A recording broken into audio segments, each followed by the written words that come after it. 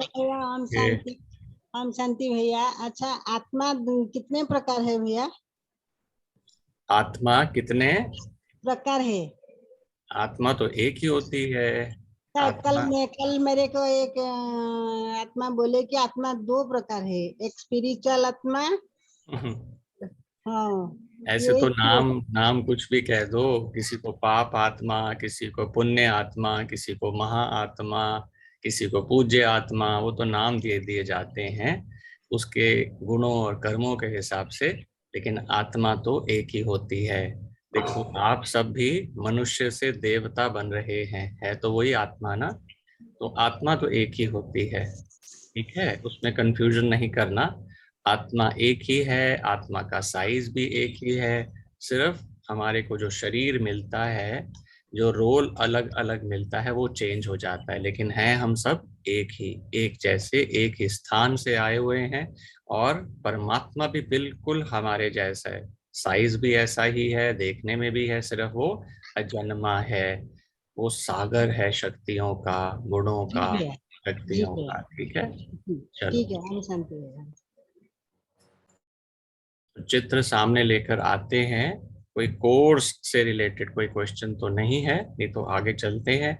और जिस तरीके से हम सबको मैसेजेस आ रहे हैं ग्रुप के अंदर, तो उससे लगता है कि अच्छा लग रहा है सबको काफी हद तक। और हमें भी इसलिए अच्छा लग रहा है कि हमें पता है कि सारे तो ज्ञान लेते नहीं है ना। हमें तो परमात्मा ने बताया हुआ है कि 800 करोड़ में से सिर्फ कुछ मुट्ठी भर को ही ज्ञान मिलता है। क्योंकि इस आत्मा के अंदर रिकॉर्डिंग हुई हुई है। जो रिकॉर्डिंग, जब वो फोल्डर खुलता है, जो इस ज्ञान को पहले ले चुका होता है, वो उसको एक्सेप्ट कर लेता है, समझ आ जाती है, और फिर वो उसके अंदर जाके उसको उसका रस लेता है। अब जिसके अंदर कोई फोल्डर नहीं है, जिसको ये चीज नहीं आएगी समझ, तो वो कहाँ से जुड़ जाएगा? जो इस ब्राह्मण परिवार का या देवता परिवार का नहीं होगा, उसको समझ नहीं आती है। तो इसमें कोई फीलिंग नहीं है। जो जुड़ते हैं, जुड़ते जाएंगे, उसमें से कितने निकलेंगे हमें पता ही है। 70-80 जुड़ते हैं, और उसमें से कितने निकलेंगे? परमात्मा कहते थे कोटों में कोई, और कोई में से भी कोई। ये बाप परमात्मा के शब्द थे कि करोड़ों में से कोई और कोई में से भी कोई हैं जिनको ये ज्ञान मिलेगा, समझ आएगी। तो ऐसे ही मैं कई बार सोचता हूँ कितने भाग्यशाली हो आप सब। देखने में तो सारे साधारण लगते हैं, कोई किस वेश में, किस रूप में, किस देश में, लेकिन हैं हम सब कौन? जिनको ज्ञान मिल रहा, समझ आ रहा, देवी देवताएं हैं। तो अच्छा है, आगे बढ़ते हैं। बस चित्र सामने आने वाला है, चित्र लगते ही फिर हम जो कल सीढ़ी के ऊपर चल रहे थे 84 जन्मों की, उसके ऊपर आगे बढ़ेंगे।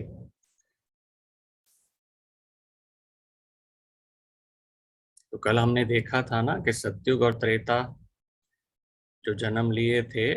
हाँ, तो सतयुग और त्रेता, वापस थोड़ा सा ऊपर चलेंगे तृप्ति बहन जी, द्वापर थोड़ा सा, हाँ जी।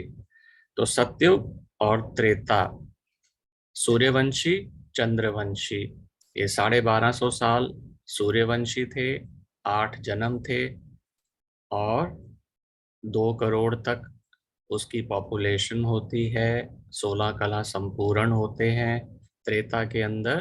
फिर 2 करोड़ से 33 करोड़ हैं, 1250 वर्ष लगते हैं, टोटल 12 जन्म होते हैं, और 16 कला से 14 कला रह जाते हैं, ठीक है। इसके अंदर तो कोई कंफ्यूजन नहीं, सब क्लियर हो गया। तो उसके बाद द्वापर युग बताया था। द्वापर माना जब राज्य सत्ता और धर्म सत्ता दो अलग अलग, उनके गुरु अलग हो जाते हैं जो धर्म संभालते हैं, क्योंकि शक्ति खत्म हो जाती है अंदर, विकार आ जाते हैं। तो राज्य सत्ता राजा के हाथ चली गई, और धर्म सत्ता गुरुओं संतों के हाथ में चली जाती है, दोनों अलग अलग हो जाते हैं। और ये वही समय था जिसके अंदर बाकी धर्मों का भी स्थापना होती है। जो भी धर्म आत्माएं हैं परम धाम से आती हैं, और जब जैसे जैसे विश्व का ये पॉपुलेशन बढ़ती है, उनको संभालने के लिए अलग अलग देश के अंदर ऊपर से धर्म आत्माएं आती हैं और उनको संभालती हैं। तो ये द्वापर का युग भी जो है, इसके बारे में कल देखा था, टोटल 8 कलाएं रह जाती हैं। 16 कला थी, 14 कला रह गई थी, और द्वापर में आते आते 8 कलाएं रह जाती हैं। अब इसके अंदर क्या शुरू हो गया? देवी देवताएं किसी की पूजा थोड़ा करते हैं, कोई मंदिर नहीं होते सतयुग त्रेता में, क्योंकि खुद ही देवी देवताएं हैं। वो सुना हुआ है ना कि दुख में सिमरन सब करें, सुख में करे ना कोई। सुख में तो जरूरत ही नहीं है, वो खुद ही इतने सुखी हैं, खुश हैं, वो तो भगवान की याद ही नहीं आती, किसी को पता ही नहीं भगवान कौन है। लेकिन द्वापर में आते ही जैसे ही विकार शुरू होते हैं, अपवित्रता शुरू होती है, तो धीरे धीरे सुख और शांति भी भंग होनी शुरू हो जाती है। तो सुख और शांति जब नहीं मिलती, फिर अकेले बैठकर सोचते हैं क्यों नहीं मिल रही, और फिर याद आता है उनको, हाँ कोई थे ऐसे, कोई रामचंद्र थे, लक्ष्मी नारायण थे, वो स्मृति आती है। फिर उसके ऊपर ये सारे शास्त्र, काव्य, भक्ति मार्ग के तैयार होते हैं।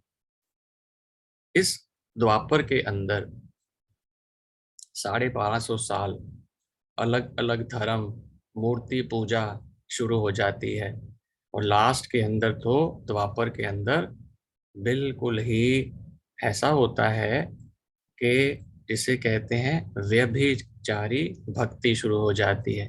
कहाँ एक की अव्यभिचारी भक्ति थी, एक को ही याद करते थे, ज्योतिर्लिंग प्रकाश को याद करते थे, और लास्ट में अलग अलग देवताओं की पूजा और क्या क्या चीजें, सन्यासी आके सन्यासी मार्ग शुरू कर देते, और क्या क्या चीजें शुरू हो जाती। और फिर धीरे धीरे इन विकारों से बचाने के लिए शंकराचार्य भी आते, और फिर वो सनातन धर्म और ये अलग अलग धर्मों की स्थापना होती है। इसके अंदर टोटल जन्म होते हैं 21। तो अगर 1250 को 21 से भाग करें तो हमारी एवरेज आयु कितनी रह गई? 1250 को 21 से भाग करें, कौन है जो बताएगा? 2500 रहेगी भाई जी। 1250 को हाँ जी 59 60 अप्रोक्स, तो 60 60, अप्रोक्स। हाँ तो 60 साल की एवरेज उम्र रह जाती है। कहाँ 150 साल की थी? 150 साल के बाद त्रेता में 100 सवा 100 साल हो गई, और द्वापर में आते आते बीमारियां जब फैलती है ना, तो उम्र भी घटती जाती है, इसलिए जन्म बढ़ जाते हैं।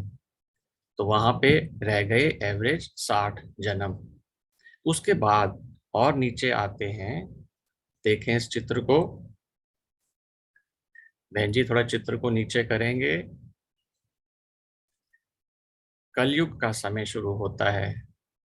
सतयुग, स्वर्ण युग, फिर त्रेता युग हुआ चंद्रवंशी का, उसके बाद द्वापर आया, कॉपर एज कहते, लास्ट में कलयुग, आयरन एज। काले हो गए, इतने काले हो गए, इतने ज्यादा गिर गए, ऐसी भक्ति शुरू कर दी कि अब तो हमने पेड़ पौधों की भक्ति शुरू कर दी, इतनी नासमझ आ गए, बन गए। गुरुओं की पूजा शुरू कर दी, गुरुओं को नहला नहला कर उनका जल पीना शुरू कर दिया, और अलग अलग धर्म भी, वो भी अपने धर्म के विस्तार में आपस में लड़ाइयां शुरू हो गई। आज भी आप देखते हैं, जैसे कि क्रिश्चियंस में भी अलग अलग गुट बन गए, प्रोटेस्टेंट्स, कैथोलिक्स अलग हो गए, मुस्लिम्स के अंदर शिया सुन्नी आपस में लड़ने लग गए। ऐसे ही लास्ट में कलयुग का समय ऐसा आता है जहां पे आपस में ही ये लड़ाई और ये सारे कलयुगी जितने हमारे जो मतांतर हैं वो मिलने शुरू हो जाते। इसलिए अंत के अंदर जो मनुष्य है वो भी कंफ्यूज हो जाता कि सत्य क्या है, मुझे सुख शांति कहाँ से मिलेगी। उस समय परमात्मा शिव का अवतरण होता है। ये वो समय है जब कल हम सुन रहे थे 1936 के अंदर परमात्मा शिव का अवतरण होता है जब कलयुग का अंत समय आ जाता है। और उस समय परमात्मा शिव ब्रह्मा का शरीर, ब्रह्मा का रथ लेकर, जिसको भगीरथ बोला गया, उस ब्रह्मा के अंदर, ये जो दिखा रहे हैं सामने, ये रहे ब्रह्मा, इनके अंदर शिव परमात्मा अवतरण करते हैं। शिव का अपना शरीर तो है नहीं क्योंकि वो अजन्मा है, तो ये शिव हैं, ये शिव आ जाते हैं ब्रह्मा के अंदर, इनका शरीर को इस्तेमाल करते और इनके मुख द्वारा हमको ये ज्ञान मिलता, इनका नाम ब्रह्मा पड़ जाता। ब्रह्मा कौन थे, इनके बारे में भी इस एक और चैप्टर के बाद थोड़ा सा सुनेंगे, समझेंगे। तो इनके अंदर जब ब्रह्मा आते हैं, ये एक भगीरथ के नाम से जो भक्ति मार्ग में मशहूर हो गए, इसलिए आपने देखा होगा कि हमेशा शिव के आगे एक बैल दिखाते हैं, नंदी बैल, मतलब कि रथ दिखाते हैं। कभी देखा है आपने कि शिव के आगे गाय दिखाई हो? बैल दिखाते हैं। बैल माने मेल, माना कि परमात्मा शिव का रथ मेल है, जिनके अंदर ये भगवान आकर हमें ज्ञान देते, इनके मुख के द्वारा हमें ज्ञान मिलता, इसलिए गौ मुख भी नाम रख दिया। आसपास देखेंगे ब्रह्मा कुमार, ब्रह्मा कुमारियां बनी हैं, परमात्मा आते हैं। ब्राह्मण जो पैदा होते हैं कैसे होते हैं? ब्रह्मा के मुख से। हम सब क्या बन जाते हैं? ब्रह्मा कुमार और ब्रह्मा कुमारियां।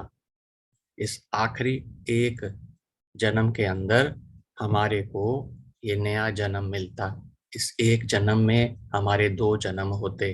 पहले कलयुगी जन्म था जब ज्ञान नहीं था, हम कर्म वो करते थे, और फिर जब परमात्म ज्ञान मिलता तो हमारे जीवन की संस्कारों की परिवर्तन के द्वारा हमारा जीवन बदल जाता।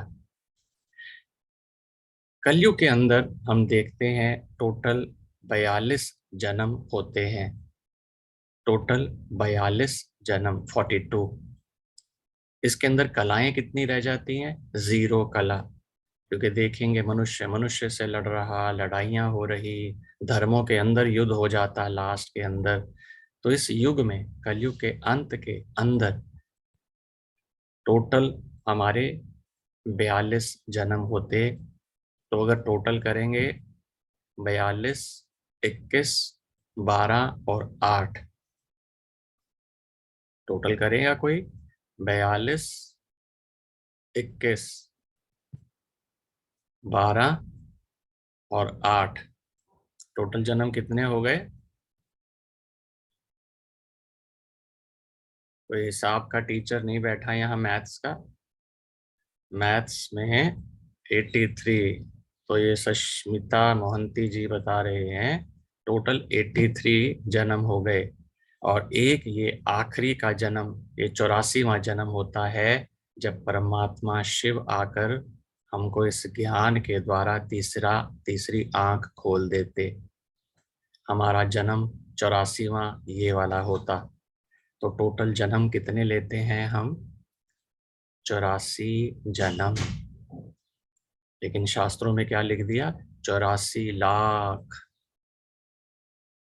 क्यों? क्योंकि ये सृष्टि लाखों लाखों बार रिपीट होती है, तभी इसका नाम क्या है? अनादि। ये चक्र कब से फिर रहा है? खुद कहते हैं ये अनादि चक्र है, ना इसका कोई अंत है ना कोई आदि है। इंग्लिश में कहते हैं एटर्नल वर्ल्ड ड्रामा, इसका ना अंत है ना आदि है। इसलिए उन्होंने क्या कह दिया? लाखों वर्ष। लेकिन टोटल जन्म कितने होते हैं? आज सबको क्लियर हो गया, हमारे टोटल जन्म होते हैं 84। इसलिए जाते थे ना जब माता के मंदिर में, तो गाते थे 80 4 84 घंटे वाली माता, हमेशा 84 की याद करते थे। और ये 84 जन्मों का अब ये आखिरी जन्म, लास्ट, अंतिम अंतिम चरण चल रहा है। और इस अंतिम चरण में इस ज्ञान को लेकर हमें पता है जब ये सर्कल रिपीट होगा, अब हम कहाँ पैदा होंगे, कहाँ जाएंगे हम सब? कहाँ जाएंगे? जो ज्ञान ले रहे हैं सब कहाँ पैदा होंगे? कहाँ पैदा होंगे?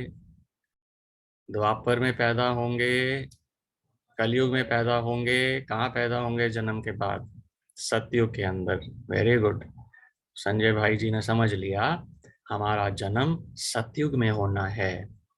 लेकिन कब होगा? इस ज्ञान को सुनकर, अपने पुराने संस्कारों को बदलकर, क्या सोचते थे, क्या करते थे, एक एक कर्म के ऊपर ध्यान देकर, उस परमात्मा को बीच में रखकर हमने कर्म करना है। हर सेकंड, हर समय उसको याद करना है। तो ये हमारा सीढ़ी का चित्र था, जिसमें 84 जन्मों की पूरी कहानी हमको समझ आती। इसके बाद अब हम देखते हैं कि चक्र कैसे चलता है। तो ये चक्र का भी तस्वीर आपके सामने आएगी, हम उसको देखते हैं, समझते हैं। ये आ गया सृष्टि चक्र का पूरा हिसाब किताब। इतना अच्छा लगता है कि परमात्मा ने हमें इतना गहरा ज्ञान दिया है जो कोई दे ही नहीं सकता। आज तक शास्त्रों में ही ये चीज नहीं थी। तो इसलिए हम कई बार अपने भाग्य पे बहुत इतराते हैं, बहुत खुश होते हैं और बहुत शुक्रिया करते हैं, परमात्मा तूने हमें कहाँ से कहाँ पहुंचा दिया। आपके सामने देखो, ये चित्र देख रहे हैं, बीच में ये स्वास्तिका बना हुआ है, सबको नजर आ रहा है, जिसको शुभ लाभ कहते, गणेश कहते हैं। ये स्वास्तिक बना हुआ है। ये स्वास्तिक क्या है?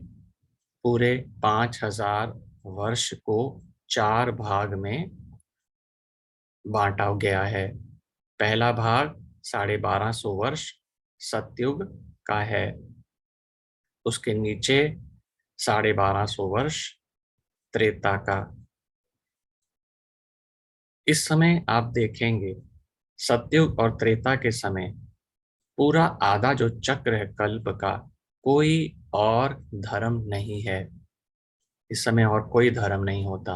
आप सोचें, पूरे 2500 साल आप पूरे विश्व के ऊपर राज्य करते हैं, और ऐसा सुंदर समय 2500 साल का, जहां पे सुख और शांति और खुशियां भरपूर रहती।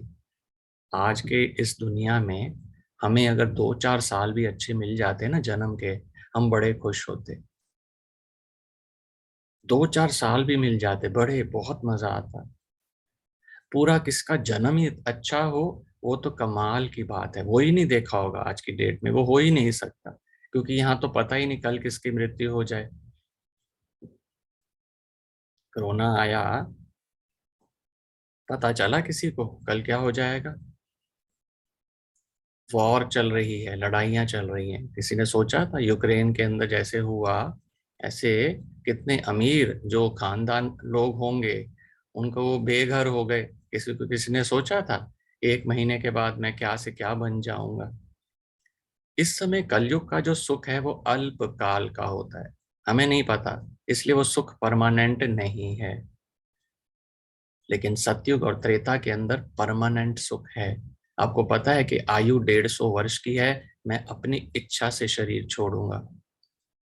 त्रेता के अंदर भी इच्छा से शरीर छोड़ते हैं, इसलिए वो खुशी आपकी बरकरार रहती है। तो 2500 साल हमें परमात्मा इतना सुंदर गिफ्ट देने आता है। लेकिन गिफ्ट किसको मिलता है? जिनको ये समझ आती है और फिर वो मेहनत करते हैं पुरुषार्थ करने का। ये पुरुषार्थ क्या है? अपने कर्मों पर ध्यान देना। कोई आसान है क्या? अपने 5 विकारों के ऊपर कंट्रोल करना। काम वासना, क्रोध, लोभ, मोह, अहंकार, ये तो मोटे मोटे 5 विकार है। इसके बाल बच्चे भी होते हैं, ईर्ष्या, द्वेष, रोब, अहंकार जो आता है, ये छोटे छोटे बहुत सारे विकार होते हैं। और ये सारों के ऊपर जीत पाना। देवी देवताओं को देखते हो ना, उनकी तस्वीर कैसे होती है? आधी आंखें खुली होती हैं, एक भीनी भीनी सी मुस्कुराहट होती है, और हाथ कैसा होता है? कैसा होता है हाथ? हमेशा ऐसे, देने वाला। क्योंकि संपन्नता, चेहरे पर मुस्कान है, खुश हैं, आंखें आधी खुली हैं, माना इतने मस्त हैं, रूहानियत है, पता है कि हम आत्मा हैं। भले कोई भी पार्ट है उनका, लेकिन उनको ये पता है कि हम आत्मा हैं। लेकिन जैसे ही द्वापर शुरू होता, विकारों की एंट्री होती हमारे अंदर, तो गिरावट होनी शुरू हो जाती। इसलिए ये जो गणेश का साइन या ये जो स्वास्तिक का साइन देख रहे हैं, ये नीचे जैसे ही द्वापर का युग शुरू होता, ये उल्टी साइड पे चला जाता। मतलब कि अब हम उल्टे रास्ते चल पड़े, जिसको कहते हैं वाम मार्ग में चल पड़े। बस उल्टा रास्ता चलते हैं, इस समय ही प्रवेशता होती है अलग अलग धर्मों की। सबसे पहले इब्राहिम सबसे पहले इब्राहिम की प्रवेशता दिखाई है इसके अंदर। इब्राहिम आते हैं तो कौन सा धर्म शुरू होता है? 2500 साल के बाद इस्लाम धर्म। आज भी इस्लाम धर्म में भी कहा जाता है कि हमसे 2500 वर्ष पहले बहिश्त था। वो कहते हैं बहिश्त था, माना स्वर्ग था। हम मानते हैं। वो खुद कहते हैं आदम और बीबी ये थे जो पहले मनुष्य इस धरती पर थे। आज भी मक्का मदीना के अंदर संगे अस्वद करके जो उनका वहां पर जो मॉस्क बना हुआ है, उसके अंदर कोई मूर्ति नहीं है। बस एक छोटा सा एक पत्थर उन्होंने दीवार के ऊपर लगा के रखा है, जिसको वो सारे जब हज करते हैं तो उसको चूमते हैं कि मेरा हज स्वीकार हो। अपने विकारों को पत्थर मारते हैं वहां पे कि मैंने अपने विकारों को, भूतों को खत्म किया। और वो पत्थर को ये मानते हैं कि ये परमात्मा ने हमें ये ऊपर से पत्थर दिया कि हमें याद दिलाने के लिए कि ये वो स्थान है जहां पे हमें हज करना है।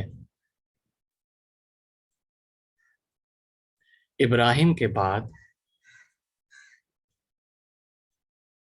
आप देख रहे होंगे सामने तस्वीर, 250 साल के बाद बुद्ध की प्रवेशता, बुद्ध धर्म शुरू होता है।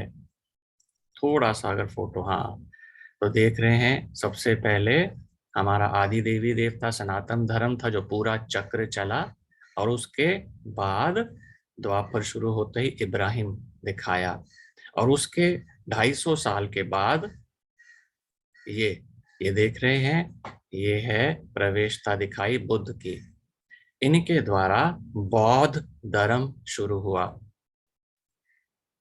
इस बौद्ध धर्म के अंदर भी हमारे पास पूरी तिथि और तारीख है कि कैसे बुद्ध का जन्म लुम्बिनी में, गया में हुआ। उसका एक एक डेट है हमारे पास, तो बिल्कुल क्लियर होता है हाँ कि इसका जन्म कहाँ पे कब हुआ। कोई डाउट ही नहीं है कि परमात्मा जो ज्ञान दे रहा है बिल्कुल सही दे रहा है। फिर ये बौद्धी धर्म धीरे धीरे विस्तार में चला गया ईस्ट की तरफ, उत्तर की तरफ, सॉरी, ईस्ट की तरफ। वहां पर कल आपको वीडियो भेजा था ना कि देखो वहां पे इंडोनेशिया जैसी जगह है, वहां पे आज तक वो खुदाई करते हैं तो निकल रहा है कि वो भले मानते थे, लेकिन यहाँ से जो भी धर्म की विस्तार हुई थी, स्टार्टिंग सारी भारत से हुई थी। तो बुद्ध धर्म जब वहां चला जाता है तो उन्होंने क्या किया, देखेंगे बुद्ध धर्म पूरा जापान तक, पूरा बुद्ध धर्म फैला हुआ है, पूरा ईस्टर्न साइड। जो चाइनीज हैं वो भी काफी हद तक बुद्ध धर्म को मानते, चाइना भी। वहां पे दो धर्म चलते हैं चाइना में, कन्फ्यूशियस का और एक बुद्ध का, दो धर्म चलते, मिला के वो पूरा फॉलो करते। और उसके 250 साल के बाद फिर प्रवेशता होती है ईसा मसीह की, क्राइस्ट की। क्राइस्ट के द्वारा फिर कौन सा धर्म शुरू होता? क्रिश्चियन धर्म। 2000 साल। अब इसकी भी एक एक तारीख हमारे पास है। कैसे? आज का जो कैलेंडर है 2022, ये कैलेंडर किसका है? जो थोड़ा सा ध्यान देते हैं इन बातों पे, आपने देखे हैं तीनों कैलेंडर कौन से होते हैं? पहला कैलेंडर विक्रम संवत जो हमारा हिंदुओं का, उसके बाद हिजरी कैलेंडर मुसलमानों का, उसके बाद की तारीख आती है। और सबसे बाद की तारीख कैलेंडर में किसकी आती है? क्रिश्चियन की। ये क्रिश्चियन का कैलेंडर है। ये क्रिश्चियन का कैलेंडर के अंदर कैसे पता चलता है ये क्रिश्चियन का कैलेंडर है?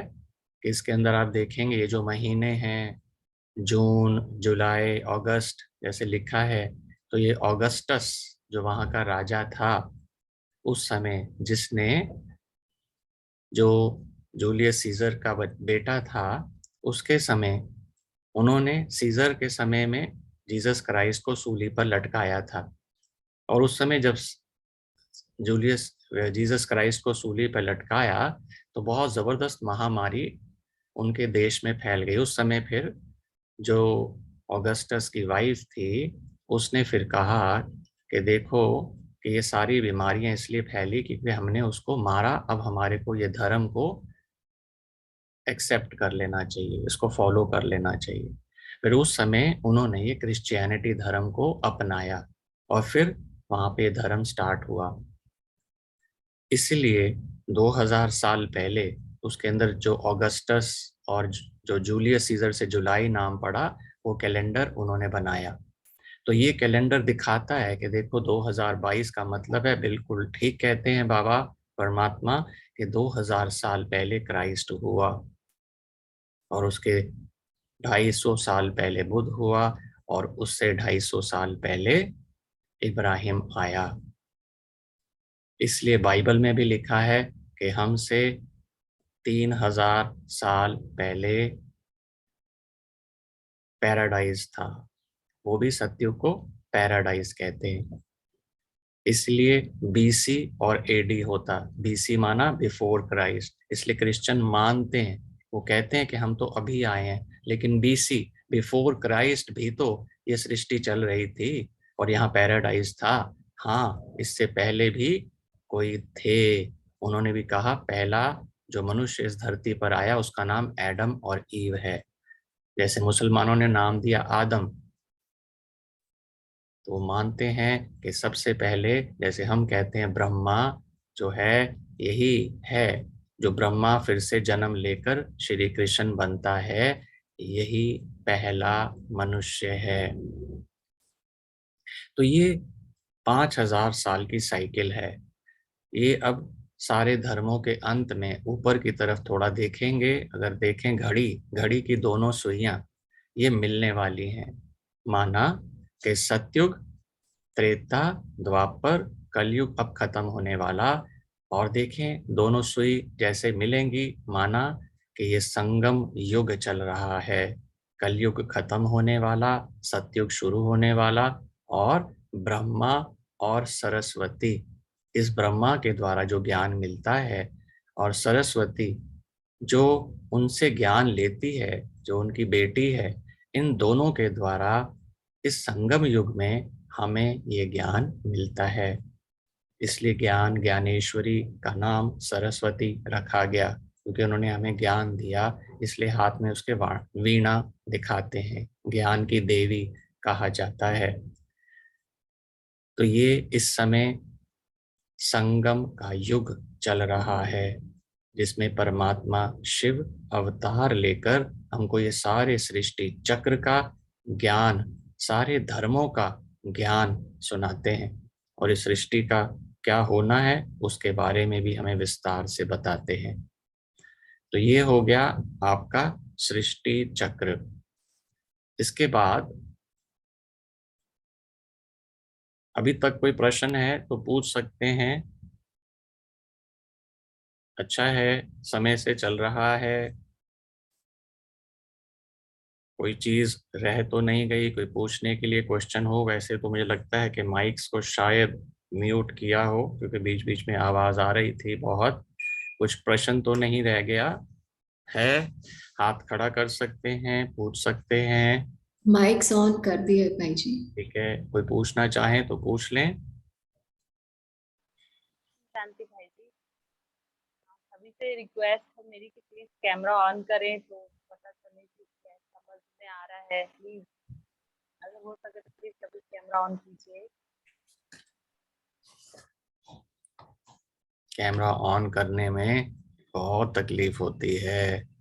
उनको लगता है कहीं अभी से ही हमें देवी देवता ना बना दें, तो अभी आराम से गुप्त ही रहें। यही दुनिया पसंद है सबको, ये कलयुगी दुनिया पसंद है ना, इसलिए तो छुपे बैठे हैं। ये तो सामने आ जाते। कलयुगी दुनिया सबको पसंद है ना, इस कलयुग में ही बैठना है ना। अच्छी लग रही है सबको ये कलयुगी दुनिया? अच्छी लग रही है? कलयुगी नहीं दुनिया को और बढ़ा लें, थोड़ा सा और चले, और नहीं भैया, तेज नहीं चाल नहीं नहीं, चले। जितना हो सकते उतना काम कर दीजिए भैया, नहीं बड़ा नहीं बढ़ाएंगे।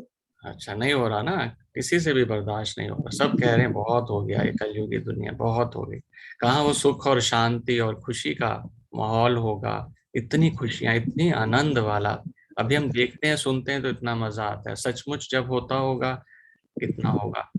अभी जब आप ज्ञान लेने के बाद योग लगाएंगे ना, तो वो एक एक चीज नजर आएगी, वो अनुभव होता है। क्योंकि क्या होता है, आत्मा के अंदर हमारे सारे जन्मों की रिकॉर्डिंग यहीं हुई हुई है, सारे जन्मों की।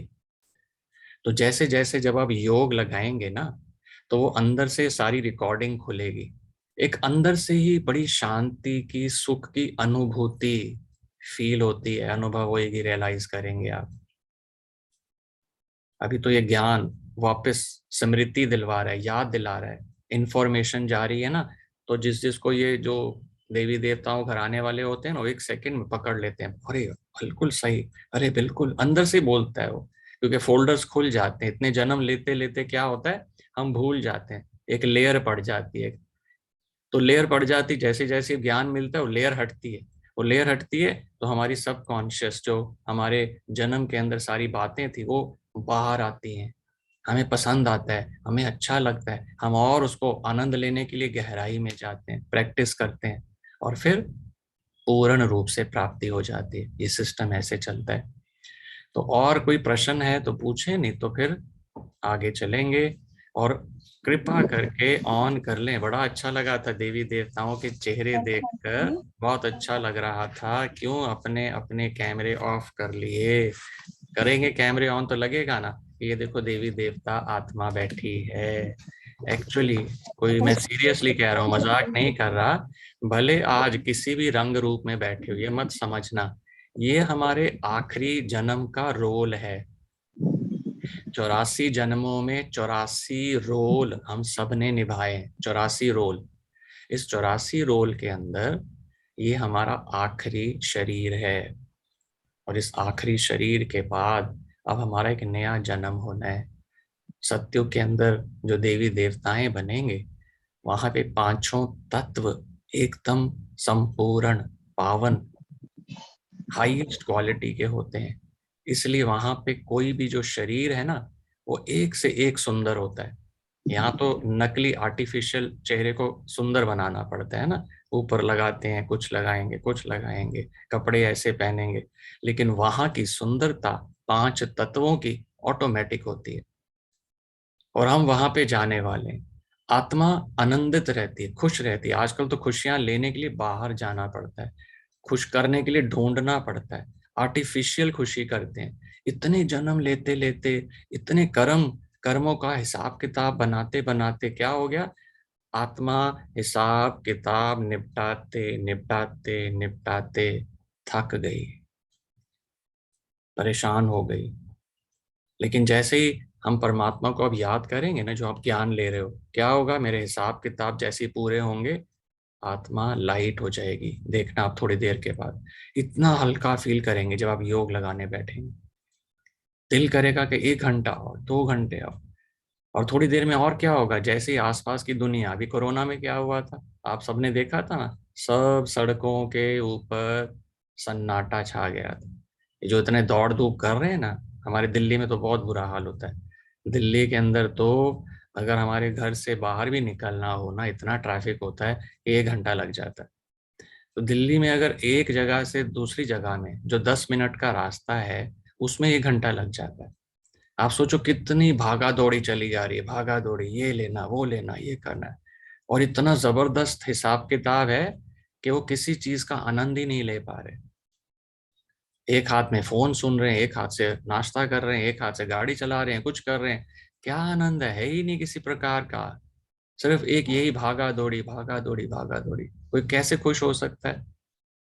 लेकिन आने वाला समय जहाँ पे सुख ही सुख है, आनंद ही, जो आपने सबसे पहले देखा ना वीडियो जो डाला था बहन ने, उस वीडियो में कितना सुंदर तस्वीर सत्य की थी।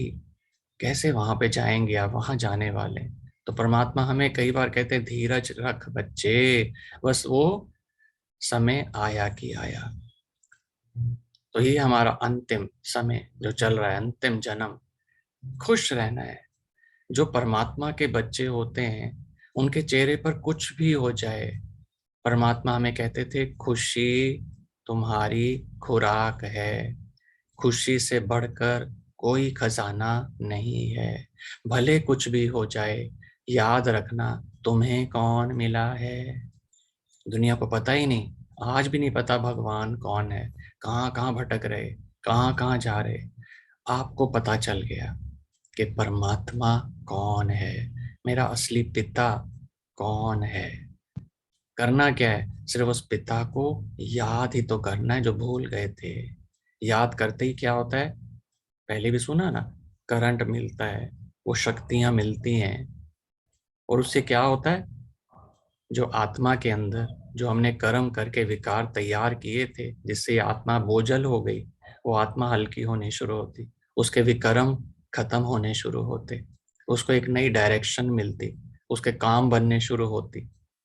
तो हमने इस अंतिम जन्म में अपने को लाइट करना है, और जो हमारे संपर्क में आए उसको भी भगवान का परिचय देकर कि सुनो भाई, परमात्मा अवतार ले चुका है, अपने पिता को पहचानो, उसको भी हल्का करो।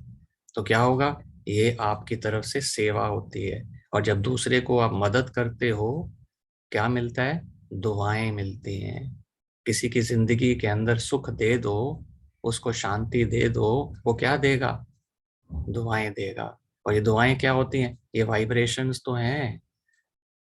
वो वाइब्रेशंस मिलती हैं तो आपके जो विकर्मों का बोझा था वो खत्म होना शुरू हो जाता है, आप हल्के होने शुरू हो जाते हो।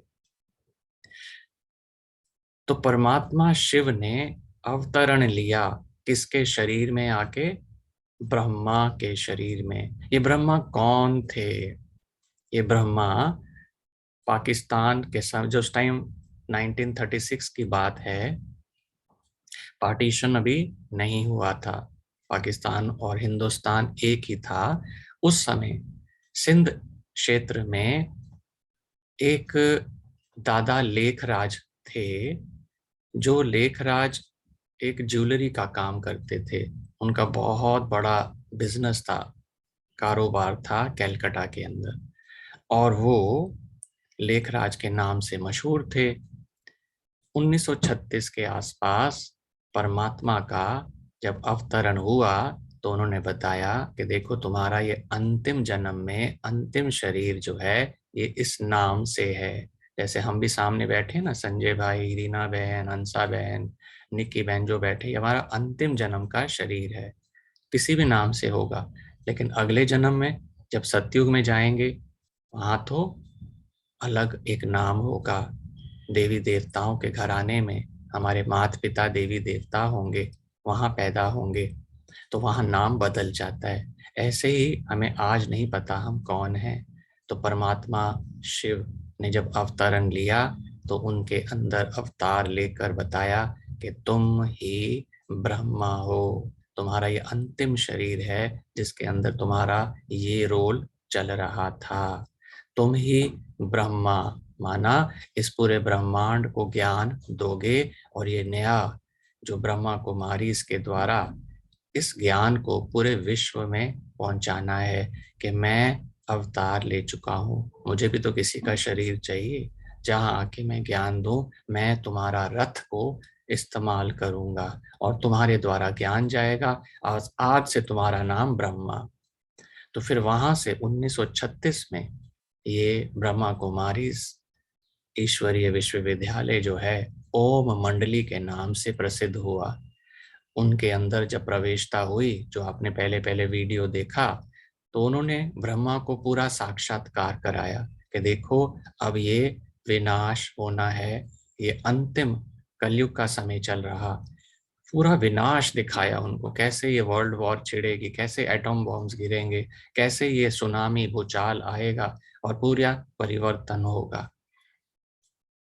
तो वो घबरा गए काफी, ये क्या, उनको तो समझ नहीं आ रही थी कि मेरे अंदर कौन आ गया जो अंदर प्रवेश करके मेरे पूरे मन बुद्धि को कंट्रोल करके जकड़ लिया है। और ये क्या देख रहा हूँ, जैसे टीवी में नजर आता है, उनके आंखों के सामने पूरा परमात्मा ने उनको दिखाया कि ऐसे अब परिवर्तन होगा और तुम्हारे द्वारा अब तुमने इस सृष्टि को ये ज्ञान देकर, उनके कर्मों का ज्ञान देकर और ये सारे सृष्टि का ज्ञान देकर परिवर्तन करना है, पूरा विश्व परिवर्तन। तो उन्होंने कहा मैं अकेला, मैं क्या कर सकता हूँ, आप कह रहे हो विश्व परिवर्तन।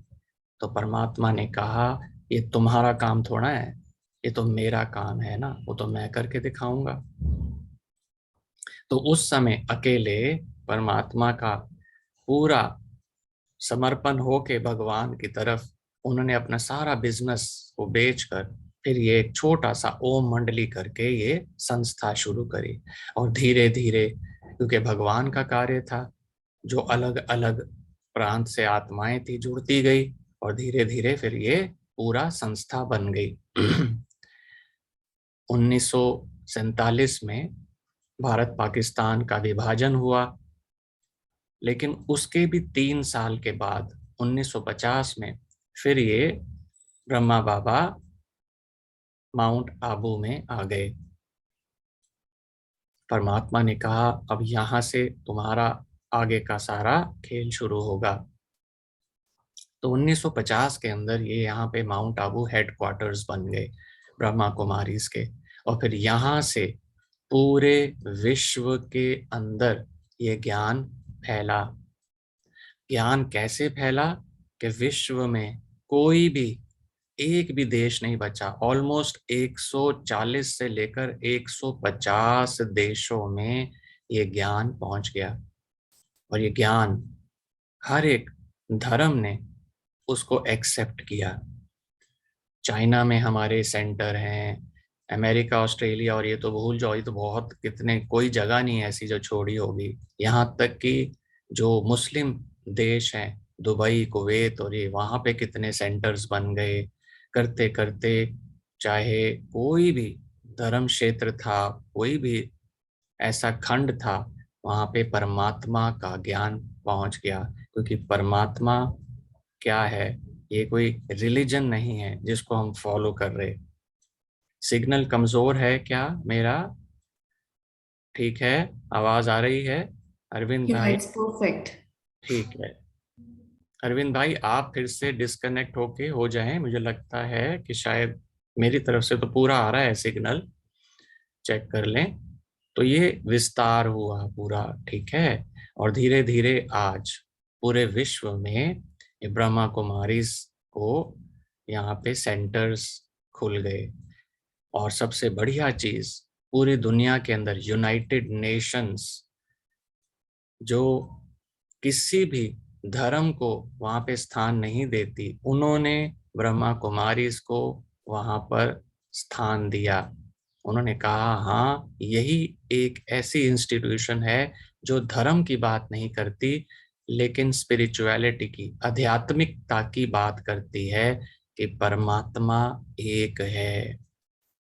परमात्मा एक ऐसी शक्ति है जो परम है, जो सुप्रीम है, जो पूरे सृष्टि को चला रही है। और धीरे धीरे हर देश वाले, फिर क्या हुआ, कई देशों के मिनिस्टर्स, प्राइम मिनिस्टर्स, जैसे कि साउथ अमेरिका के अंदर से कितनी बार आए, वो आज सारे इस ज्ञान को फॉलो कर रहे। और धीरे धीरे इस ज्ञान की, क्योंकि फैलना क्यों है, हमें सबको पता है ये ज्ञान किसका है, परमात्मा का। कितनों को ज्ञान मिलना है, क्योंकि आत्मा तो विश्व भर में फैली हुई है। टोटल 33 करोड़ को ये ज्ञान मिलेगा। 800 करोड़ आत्माओं में से 33 करोड़ को ये ज्ञान तो मिलना ही है। और फिर भी ये भी बोला है भगवान ने कि अंत में एक एक को, चाहे कोई भी आत्मा है, उसको परिचय मिल जाएगा कि भगवान एक है और वो भगवान एक शिव है। ये भी परिचय मिलेगा, मानेंगे उसको, बाबा बोलेंगे। ये बाबा ने हमें 100 साल 1936 में ये मुरली चली थी, जो ज्ञान दिया तब बताया था। तो जब शुरू शुरू में हम सुनते थे, हम सोचते थे ऐसे कहाँ होगा, क्योंकि थोड़ा सा 300 भाई बहन ने ये सारा संस्था शुरू करी और वो कहते थे विश्व में चलेगा। हम सोचते थे कि ये तो हिंदुस्तान में पूरा नहीं चल रहा, आप कह रहे हो विश्व में चलेगा। लेकिन धीरे धीरे भगवान ने दिखाया कि ये कार्य भगवान का है। आज जब हर देश में सेंटर में खुले हुए देखते हैं, बड़े बड़े सेंटर्स खुल गए, अमेरिका, लंदन, वहाँ इतने बड़े बड़े रिट्रीट सेंटर्स बने हुए हैं एकड़ों के अंदर। वहाँ पूरी दुनिया के लोग वहाँ जाकर जब ये सुख और शांति की अनुभूति करते, उस परमात्मा का साक्षात्कार करते, तो उनको समझ आती कि ये परमात्मा का कार्य चल रहा है। तो तभी हमें खुशी होती कि हमें भगवान ने क्या दिखाया, कहाँ जोड़ दिया, किसके बन गए। तो ब्रह्मा के द्वारा हम सब ब्रह्मा की संतान, ब्रह्मा कुमार, ब्रह्मा कुमारी बन गए। तो फिर हमें परमात्मा ने कहा, देखो बच्चे, तुम्हें ज्ञान तो सारा मिल गया कि 5000 साल की सृष्टि चक्र है, सृष्टि चक्र में कैसे सतयुग, त्रेता, द्वापर, कलयुग आता है। अब तुम्हें ज्ञान लेने के बाद अपने संस्कारों को परिवर्तन करना है, उसके लिए योग लगाना है, तुमने योग सीखना है। लेकिन योग कैसे लगेगा, योग क्या है, तो फिर परमात्मा ने उसके बारे में बताया, जो हम अब आगे कल योग के बारे में सुनेंगे। थोड़ा आज हल्का सा इंट्रोडक्शन ले लेते हैं। योग लगाने के लिए हमें क्या करना पड़ता है, कुछ चीजों का थोड़ा बहुत ध्यान, ताकि हमारा योग निरंतर लगा रहे, वो हम समझेंगे इसको। तो योग, परमात्मा से जुड़ना। अपने अपने कैमरास तो ऑन कर लें, थोड़ा सा अच्छा लगेगा। अब तो टॉपिक बहुत अच्छा है।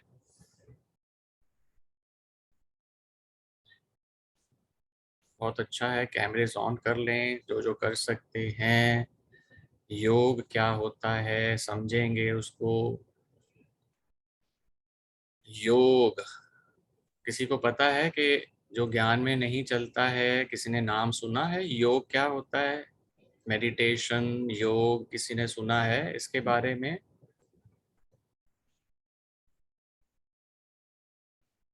सुना है किसी ने?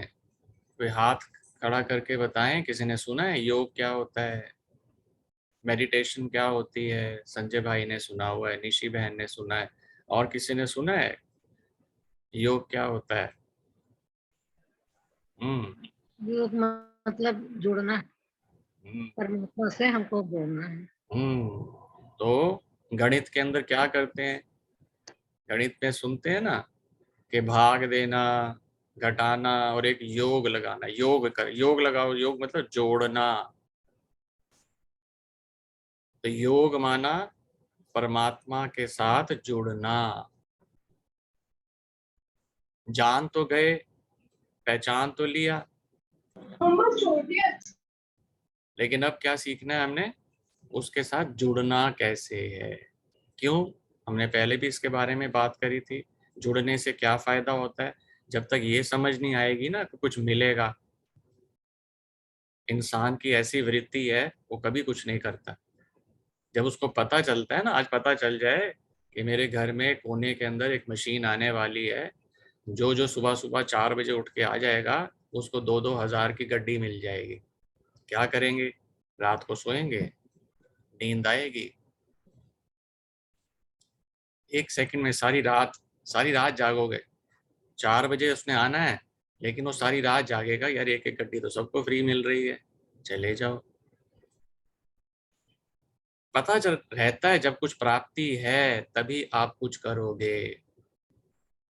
आपको ये पता चल जाए कि योग लगाने से मेरा पूरा जीवन सुखमयी हो जाएगा, मेरी जिंदगी के अंदर इतनी शांति आ जाएगी, जो मैंने आज तक आनंद कभी देखा ही नहीं था, मिल जाएगा, 100% गारंटी है, तो ही आप योग लगाएंगे।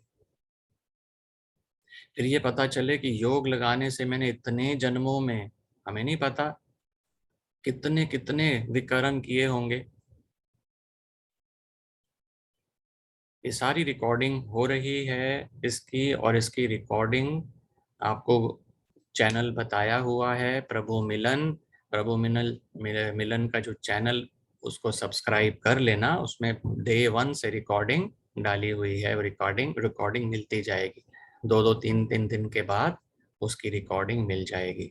तो प्रभु मिलन चैनल जो है वो आपको अभी फिर से यहाँ पे उसका लिंक भेज देंगे, वो आप फॉलो कर लेना, यहाँ से देख लेना। तो हमारे को अगर कभी भी थोड़ा अपनी पुरानी जिंदगी को रिवाइंड करके सोचें, एक दिन में हम कितने विकर्म करते हैं, एक दिन में हम कितने विकर्म करते हैं विकर्म। झूठ तो पता ही नहीं कितना बोलते हैं, हर एक छोटी सी बात, फोन आए उसको कह देना मैं नहीं हूं यहाँ पे, कितना करते होंगे। बाहर आ रहा है कोई, बाहर जा रहा है, किसी को सब्जी ले रहे हैं तब कह देते हैं, किसी से कोई लेन देन करनी है तब झूठ बोल देते हैं, मैंने तो नहीं किया, कुछ गलती होगी, फट से नहीं मानते। और उसके बाद बड़े बड़े विकर्म तो पता नहीं कितने किए होंगे। एक दिन के अंदर हम इतने विकर्म करते हैं। सोचो, हमने भी पढ़ा ना कि 8 और 12 जन्म, ये प्रभु मिलन का लिंक है, नीचे आपके चैट में आ गया होगा, जिनको समझ है वो ले लें, और जिनसे नहीं हो रहा वो भी हमें बता दें, कृपा करके उनको बता दिया जाएगा कैसे जुड़ना है, ताकि आपको इसका लाभ पूरा मिल जाए। नहीं तो शिवानी बहन है, रुचि बहन है और तृप्ति बहन है, किसी से भी पूछ सकते हो, आपको मदद कर देंगे, और आप लिंक जोड़कर ये क्लासेस सुन लेना। तो इतना झूठ बोलते, सतयुग त्रेता में तो झूठ होता नहीं है, क्योंकि हम किसकी संतान हैं जो सतयुग त्रेता में आते? सत्य युग, वो युग ही सत्य का है, वहां झूठ तो होता ही नहीं है। सत्य चित आनंद के हम संतान है ना, तो सत्य तो बोलते ही हैं फिर जब मिल जाता है।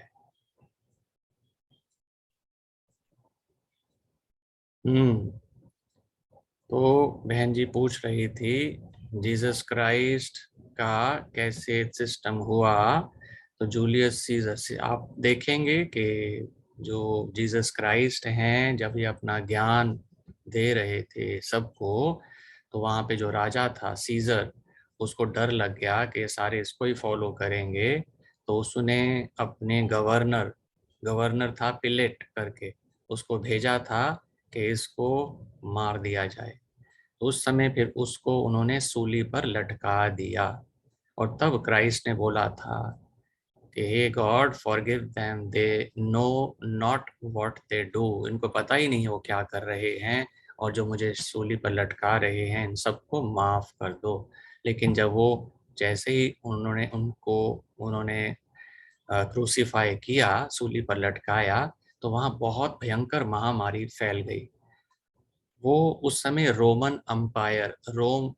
का ये सारा राज्य था, और रोमन अंपायर के अंदर महामारी जब फैली तो पूरा रोम बीमारी के अंदर ग्रस्त हो गया।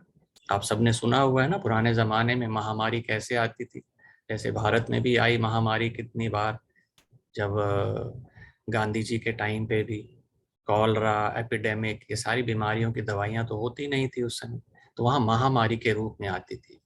तो ऐसे ही महामारी फैल गई, पूरा रोम खत्म होने लगा। उस समय फिर जो क्लियोपेट्रा थी, जो उस समय उसकी वाइफ थी, और उन्होंने फिर कहा कि देखो ये हमारे को ये जो रिलीजन है, इस धर्म को फॉलो करना चाहिए, हमने गलती कर दी, इसको हमने सूली पर लटकाया। उस समय फिर अपनी माँ की बात सुनकर उसने वो धर्म स्टार्ट किया, एक्सेप्ट किया, मान लिया कि हम सब क्रिश्चियंस बन जाएंगे।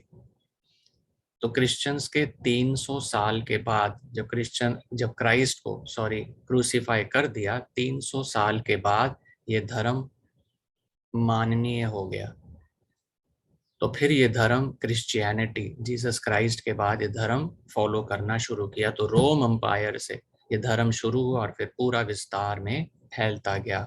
तो जैसे उस दिन बात कर रहे थे ना कि सिविलाइजेशन कैसे फैलती है, जैसे कि आपको पता होगा कि अमेरिका कैसे बना था।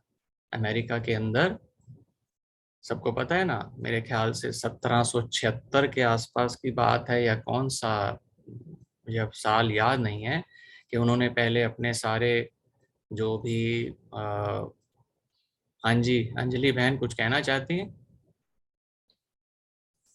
वैसे ही हाथ उठ गया होगा। तो ऐसे ही जो अलग अलग देश शुरू हुए। अच्छा भैया, ओम शांति।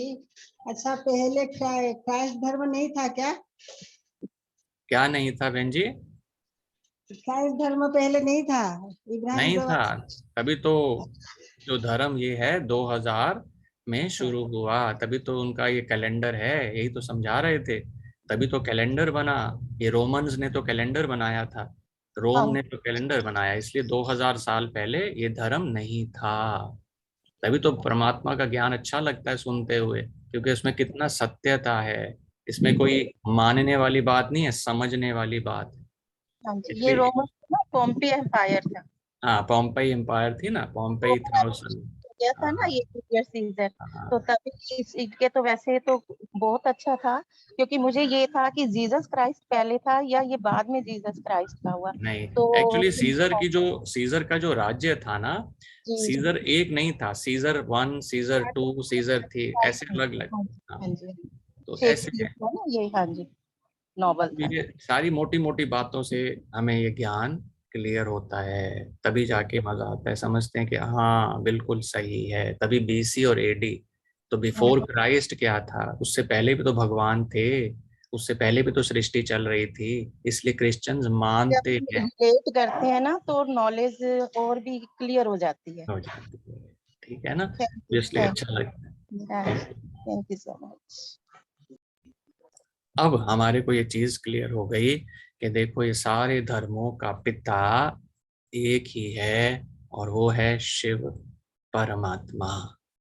और हमें कहने आया, बताने आया कि मेरे संग योग लगाओ। और मैं जो हूँ, मैं सागर हूँ, दुख हरता सुख करता हूँ, मैं ही हूँ जिसके अंदर ये सारा ज्ञान है। क्योंकि मैं जन्म नहीं लेता तो मैं भूलता नहीं हूं ना, इसलिए सारे ज्ञान का बताने का ठेका मेरे पास है। मैं ही हूँ दिव्य ज्ञान दाता। ज्ञान तो अलग बहुत मिलेंगे, लेकिन दिव्य ज्ञान दाता सिर्फ एक ही शिव परमात्मा है।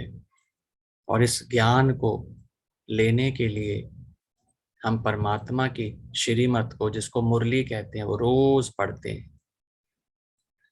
जब वो हमें मुरली में श्रीमत देता है, उसको फॉलो करने के लिए शक्ति चाहिए होती है। क्योंकि हम 63 जन्म, हमने पढ़ा ना, 8 और 12 सतयुग त्रेता, लेकिन द्वापर और कलयुग, इसके अंदर जब हम गिरते गए तो हमारे अंदर विकार जो आए वो 63 जन्मों की रिकॉर्डिंग। आज हम कहें कि हम ये नहीं करेंगे, लेकिन क्यों नहीं कर पाते? 63 जन्म हम एक ही बार बार बार बार संस्कार जो बनता रहा, इतना पक्का हो गया कि आज जब हम कोशिश करते ये ना करें, वो कर नहीं पाते। तो उसके लिए शक्ति लेने के लिए परमात्मा शिव के साथ जब हम जुड़ते हैं, तो वहां से वो शक्तियां, वो करंट, वो एनर्जी आत्मा को मिलती है। और हम जो बाबा की, परमात्मा की श्रीमत है, उसको फॉलो करते हैं और फिर अपने संस्कारों को बदलते हैं। ये हमारे संस्कार पक्के हो जाते हैं ना। कोई चीज हमें अच्छी लगती है, बार बार जब करते हैं, वो रिपीट करते करते वो संस्कार बन जाते हैं। तो ये संस्कार परिवर्तन ही तब होते हैं जब हम परमात्मा से योग लगाते हैं। और जब ये संस्कार परिवर्तन हो जाते तो क्या होगा, हमारे कर्मों में आ जाते। कर्म करने से पहले क्या होता है, संकल्प उठता है ना, पहले सोचते हैं, सोचने के बाद बुद्धि से फिर विचार करते हैं कैसे करना है, और फिर जब कर देते हैं वो कर्म बन जाता है। तो ये कर्म का बीज क्या है, हमारे संकल्प। और हमारे संकल्प जो हैं वो अच्छे कैसे होंगे, जब हमें समझ मिलेगी कि सही क्या है गलत क्या है। आज तक हम क्या सोचते आए थे कि जाओ गंगा स्नान करो तो मेरे सारे पाप धुल जाएंगे, पहले ये समझ थी। ये समझ थी मंदिर में जाओ थोड़ा सा भगवान को वहां पे चढ़ावा चढ़ाओ, भगवान माफ कर देगा, पहले ये समझ थी। गुरुओं के पास जाओ, रात सुबह मंत्र रट लो, पढ़ लो, ठीक हो जाएगा। अब क्या समझ मिली है, नहीं, मुझे स्वयं ही अपने कर्मों को सुधारना है। मेरे बीच में कोई दलाल नहीं है, डायरेक्ट परमात्मा शिव की मैं संतान हूं, मैं उससे ही सब कुछ डायरेक्टली ले लूंगा। और उसका अनुभव तो इतना है कि हम तो कितनी बार बात करते हैं और इतनी जोर से आवाज आती है, अभी कर अभी कर अभी कर अभी। तो सुबह उठते ही वो काम पहले करना पड़ता है। कई बार परमात्मा कहता था ये नहीं करना, ये नहीं करना, ऐसे नहीं करना, बिल्कुल नहीं, हम फिर बाद में जवाब मिलता था अच्छा हुआ ये नहीं किया। तो ये चीजें सारी परमात्मा टचिंग करता है, गाइडेंस देता है। हमें पता ही नहीं चलता कब हमारे सामने कोई मदद करने को तैयार हो जाता, क्योंकि परमात्मा स्वयं निराकार है, नजर नहीं आता है, लेकिन वो क्या करता है, हमारे सामने किसी को भेज देगा, हमारा कार्य करा देता, मदद कर देता, या हमारे मन में ऐसे संकल्प उठते कि जो राइट है वो ही करते हैं। क्योंकि हमेशा ही दुविधा होती है, कई बार हम चल रहे होते हैं ना, अब जैसे सड़क पे जा रहे हैं, एक तरफ लेफ्ट सड़क है, एक तरफ राइट सड़क है, मन में आता है कि लेफ्ट जाएं कि राइट जाएं, लेकिन अंदर से जब परमात्मा के साथ जुड़ जाते हो वो हमें राइट सड़क की तरफ सपोज ले गया और पता चले लेफ्ट में एक्सीडेंट हो जाता। तो परमात्मा हमें पल पल गाइड करता है, ठीक है। तो आज हमें ये समझ आया कि हमने योग सीखना है, योग माना जुड़ना है परमात्मा शिव के साथ। योग क्या होता है, योग से क्या मिलेगा, शक्तियां मिलेंगी, हमें सुख और शांति मिलेगी, वो कैसे करना है, क्या करना है, उसके बारे में कल विस्तार में सुनेंगे। और उसके बाद उस योग से वो शक्तियां, अष्ट शक्तियां जो अष्ट भुजाएं दिखाते हैं माता की, वो क्या हैं, वो क्या मिलती हैं, उसके बारे में फिर अगले दिन करेंगे, ठीक है। तो आपके पास 2-3 मिनट हैं, कुछ रह गया पूछने को, नहीं तो बैठ जाएं बाबा की याद के अंदर, परमात्मा को याद करें जिस परमात्मा ने हमें इतना सुंदर ज्ञान दिया, हमारा तीसरा नेत्र खोल दिया, मुझे मेरी अपनी पहचान दी, मुझे ये कह दिया, ये बता दिया, बच्चे क्यों डरते हो मुझसे, क्या सोचते थे तुम, मैं तो तुम्हारा पिता हूँ। अपने पिता से डरता थोड़ा है कोई, उस पिता से संबंध बनाओ, उस पिता को उस रूप में देखो, अपना अधिकार ले लो। तो हम परमात्मा से जुड़ के अपना अधिकार लेते और हमें सब कुछ परमात्मा से प्राप्त हो जाता। तो कोई प्रश्न नहीं है तो 2 मिनट के लिए परमात्मा की याद में बैठेंगे, उसको शुक्रिया करेंगे। चलें 2 मिनट भगवान की याद में बैठते हैं। चलो चारों तरफ से थोड़ी देर के लिए ध्यान हटा दें। अच्छा है, ये ओम की ध्वनि है, बैकग्राउंड में बजेगी,